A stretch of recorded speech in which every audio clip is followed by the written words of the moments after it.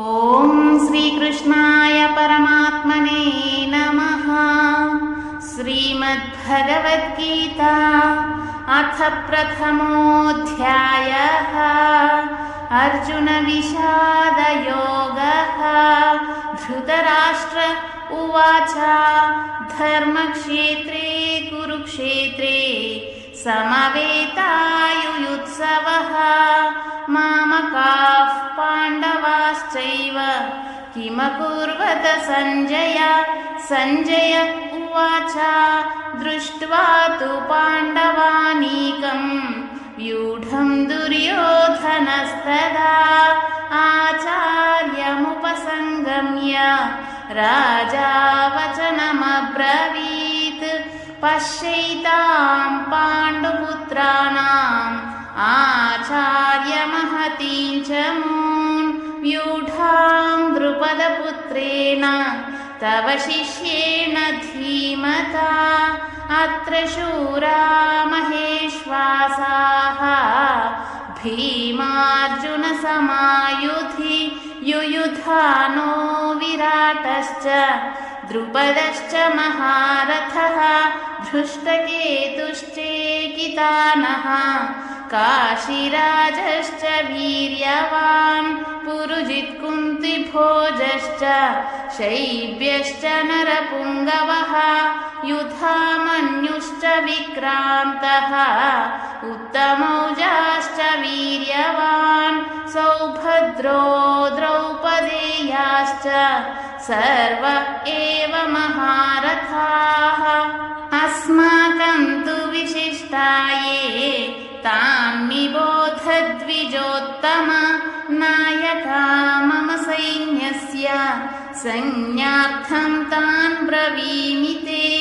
भवान् भीष्मश्च कर्णश्च कृपश्च समितिञ्जयः अश्वत्थामा विकर्णश्च सौमदत्तिस्तथैव च अन्ये च बहवः शूराः मदर्थे त्यक्तजीविताः नानाशस्त्रप्रहरणाः सर्वे युद्धविशारदाः. अपर्याप्तं तदस्माकं बलं भीष्माभिरक्षितं पर्याप्तं त्विदमेतेषां बलं भीमाभिरक्षितम्. अयनेषु च सर्वेषु यथा भागमवस्थिताः भीष्ममेवाभिरक्षन्तु भवन्तः सर्व एव हि. तस्य सञ्जनयन् हर्षं कुरु वृद्धः पितामहः सिंहनादं विनद्योच्चैः शङ्खं दद्मौ प्रतापवान्. ततः शङ्खाश्च भैर्यश्च पणवानकगोमुखाः सहसैवाभ्यहन्यन्त सशब्दस्तु मुलोऽभवत्. ततः श्वेतैर्हयैर्युक्ते महति स्यन्दने स्थितौ माधवः पाण्डवश्चैव दिव्यौ शङ्खौ प्रदध्मतुः.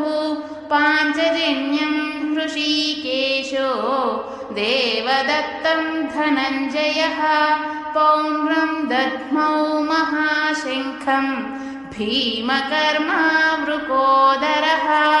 अनन्तविजयं राजा कुन्तीपुत्रो युधिष्ठिरः नकुलः सहदेवश्च सुघोषमणिपुष्पकौ काश्यश्च परमेश्वासः शिखण्डी च महारथः धृष्टद्युम्नो विराटश्च सात्यकिश्च पराजितः द्रुपदो द्रौपदेयाश्च सर्वशः पृथिवीपते सौभद्रश्च महाबाहुः शङ्खान् दद्मुः पृथक् पृथक्.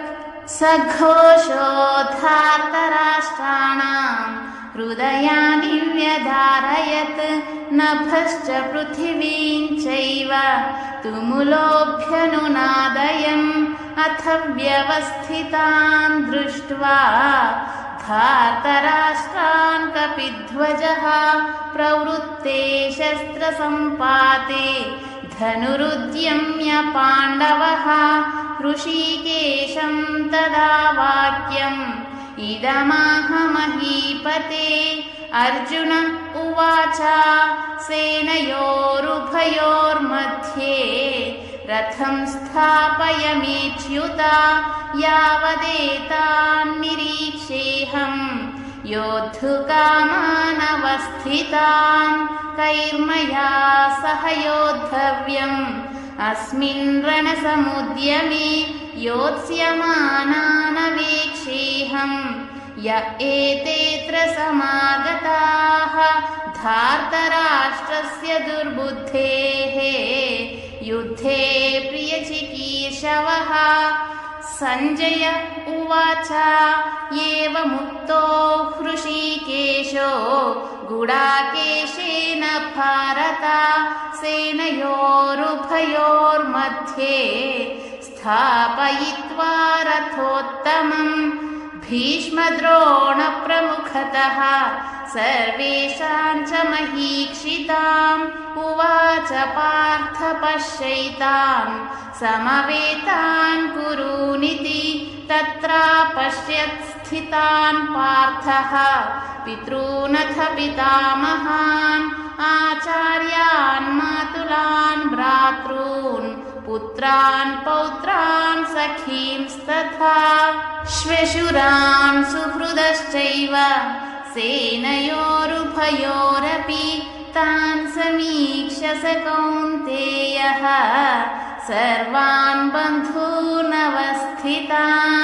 कृपया परयाविष्टः विषीदन्निदमब्रवीत् अर्जुन उवाच दृष्ट्वेमं स्वजनं कृष्ण युयुत्सुं समुपस्थितं सीदन्ति मम गात्राणि मुखं च परिशुष्यति वेपथुश्च शरीरे मे रोमहर्षश्च जायते गाण्डीवं स्रंसते हस्तात् त्वक्चैव परिदह्यते न च शक्नोम्यवस्थातुं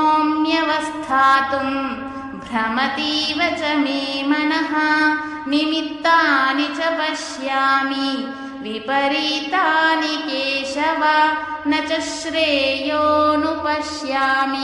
हत्वा स्वजनमाहवे न काङ्क्षे विजयं कृष्ण न च राज्यं सुखानि च किं नो राज्येन गोविन्द किं भोगैर्जीवितेन वा येषामर्थे काङ्क्षितं नः राज्यं भोगाः सुखानि च त इमेव स्थिता युद्धे प्राणास्त्यक्त्वा धनानि च आचार्याः पितरः पुत्राः तथैव च पितामहाः मातुलाः श्वशुराः पौत्राः शालाः सम्बन्धिनस्तथा एतान्न हन्तुमिच्छामि घ्नतोऽपि मधुसूदन अपि त्रैलोक्यराज्यस्य हेतोः किं नु महीकृते निहत्य धार्तराष्ट्रान्नः का प्रीतिः स्यात् जनार्दन पापमेवाश्रयेदस्मान् हत्वैतानाततायिनः तस्मान्नार्हा वयं हन्तुं धार्तराष्ट्रान् स्वबान्धवान् स्वजनं हि कथं हत्वा सुखिनः स्याम माधव यद्यप्येतेन पश्यन्ति लोभोपहत चेतसः कुलक्षयकृतं दोषं मित्रद्रोहे च पातकं कथं न ज्ञेयमस्माभिः पापादस्मान्निवर्तितुं कुलक्षयकृतं दोषं प्रपश्यद्भिर्जनार्दन कुलक्षये प्रणश्यन्ति कुलधर्माः सनातनाः धर्मे नष्टे कुलं कृत्स्नं अधर्मोऽभिभवत्युत अधर्माभिभवात् कृष्ण प्रदुष्यन्ति कुलस्त्रियः स्त्रीषु दुष्टासु वार्ष्णेय जायते वर्णसङ्करः सङ्करो नरकायैव कुलघ्नानां कुलस्य च पतन्ति पितरो ह्येषां लुप्तपिण्डोदकक्रियाः दोषैरेतैः कुलघ्नानां वर्णसङ्करकारकैः